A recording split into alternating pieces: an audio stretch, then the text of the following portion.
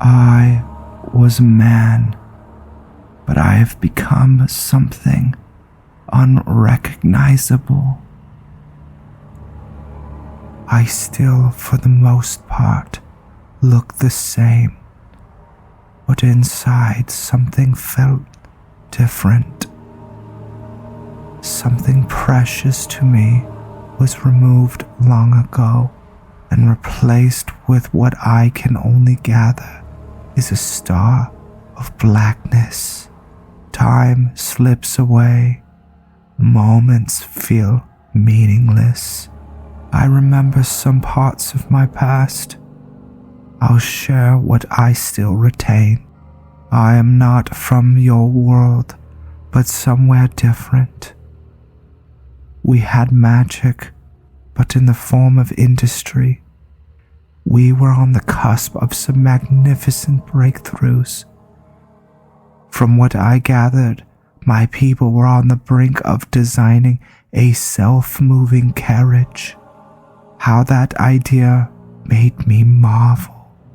But now I see it with dreary disappointment compared to what I have witnessed. When I was young, I sought knowledge through rigorous study.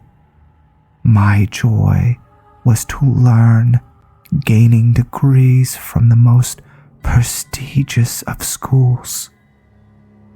I surpassed my professors through my dedication to knowledge, and over time grew resentful of them for not offering more insights.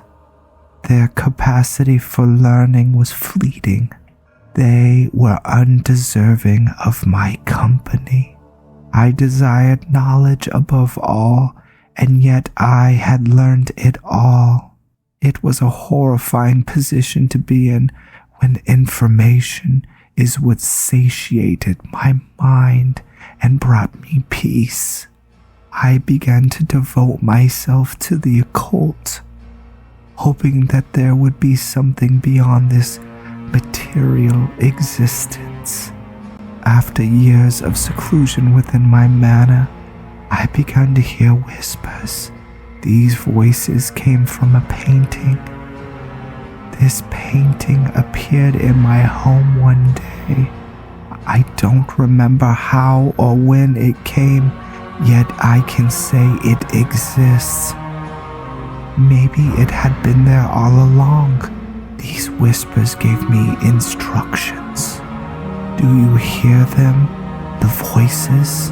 At first it was jarring and uncomfortable, but over time they became safe and warm. They offered what I craved above all, knowledge.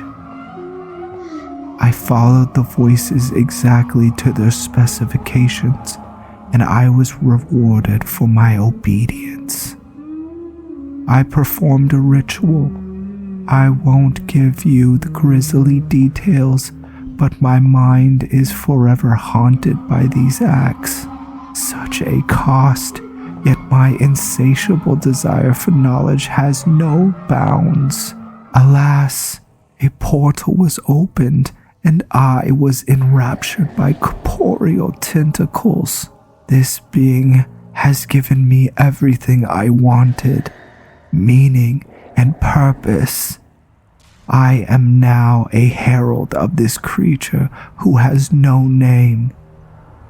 Time has become meaningless as I move through dimensions, worlds, and galaxies.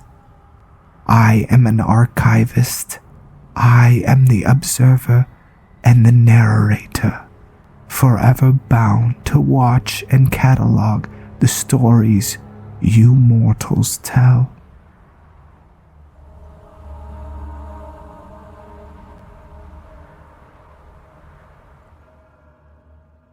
Welcome to where it all happened. This is my humble abode, and I'm glad to have you. How's everybody doing today? We are with the narrator. Let's take off his fancy hat. And I just kind of want to give a little bit of story about what I'm going to do with this character, who he is, and yeah. So I created this character because I wanted to do a Halloween build.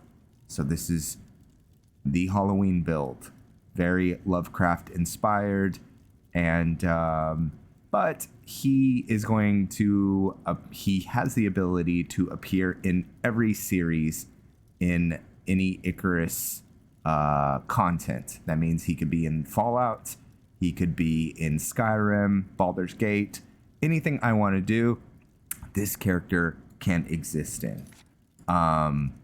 Just checking for audio issues. There we go. Little music. So yeah. So he is very mysterious. What's his background? Well, he can't remember his background. He is incredibly old, and he is not from Tamriel or Nirn. Where is he from? Our universe. He existed somewhere in the UK at a point in time, but then through doing magic most foul, now exists in multiple universes. He follows and serves a god of knowledge, and sounds very similar to what's his name? Oh gosh, it's escaping me. Tentacle god in jeez, what is it? Hermaeus Mora. There it is. Here's the thing though. He might not necessarily be serving Hermaeus Mora. He could be literally serving Cthulhu. It's kind of unknown to us. Maybe it's even unknown to me. So, but this character does have abilities. What does he have? Well, he uses ice magic. I do love that spell.